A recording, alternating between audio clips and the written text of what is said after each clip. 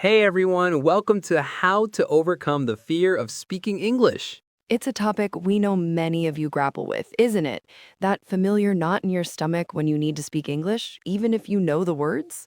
Absolutely. It's such a common hurdle for intermediate learners. You understand a lot, but actually saying it out loud feels like climbing a mountain. Exactly. And that fear often holds us back from truly progressing. But today, we're going to dive into some practical ways to tackle that head on. Exactly, and it's such a common feeling, isn't it? I hear from so many learners, especially at the intermediate stage, who just freeze up when it comes to speaking.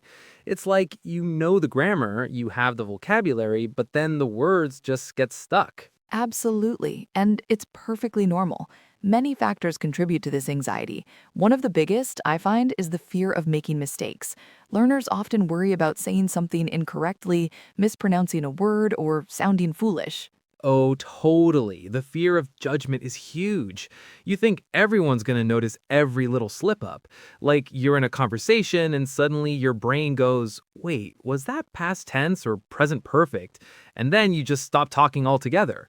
It's like an internal critic just amplified. Precisely, and that internal critic can be quite relentless. Another common cause is the pressure to sound native like.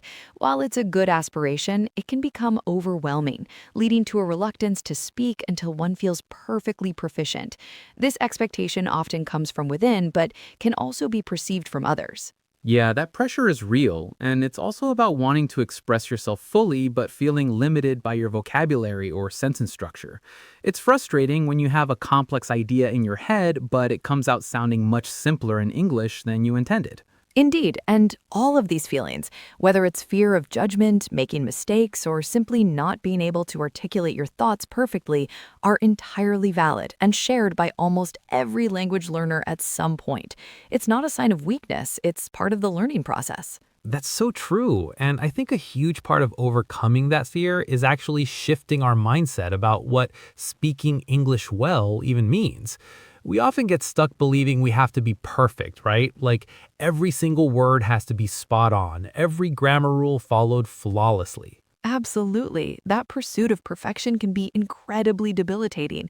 Instead of seeing mistakes as failures, which is a common pitfall, we really need to start viewing them as essential learning steps. Think of them as signposts on your journey, indicating areas where you're growing and where you can improve. Oh, I love that analogy. Signposts. It takes away all the scary negative feelings. Because honestly, who gets everything right the first time? Nobody, not even native speakers. I mess up my own language all the time, mispronounce words or use the wrong tense accidentally. It's totally normal. Precisely. The goal isn't to eliminate mistakes entirely, it's to communicate effectively and learn from those instances where you might stumble. Every error you make and correct deepens your understanding and strengthens your ability to recall the correct usage next time. It's about progress, not perfection. So it's about embracing imperfection then, just accepting that you're going to make mistakes and that's okay, because it's part of the process.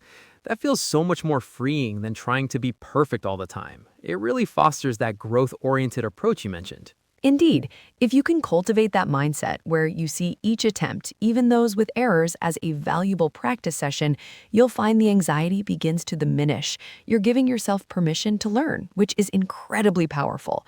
Focus on getting your message across, and the fluency will follow. Okay, so we've talked about shifting our mindset, which is huge, but how do we actually start speaking when we're still feeling a bit shaky? What's the very first, gentlest step someone can take? Exactly. It's about creating those low pressure environments for yourself. My first suggestion, and it might sound a bit odd, is to simply talk to yourself. Practice what you want to say in English out loud when you're alone. Oh, I love that. Like, narrate your day. Now I'm making coffee. I need to add sugar and stir it well. Is that what you mean? Because I do that in my head all the time. Why not out loud in English? Precisely. Describe what you're doing, what you're seeing, or even just practice sentences you imagine using in a real conversation. The beauty of this is there's no judgment. You're just getting your mouth and brain used to forming English sentences without the pressure of an audience.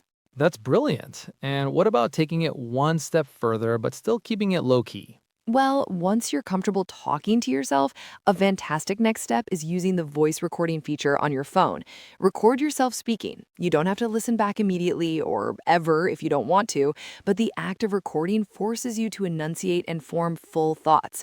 When you do listen, it's a brilliant way to identify areas for improvement, like pronunciation or intonation, without any external pressure. Ooh, that can be a little scary listening to yourself, but it's true. It's super helpful. And these days, there are so many helpful apps. Are there any supportive language apps you'd recommend for this initial confidence building phase? Absolutely. Many language learning apps now incorporate speaking exercises with AI feedback.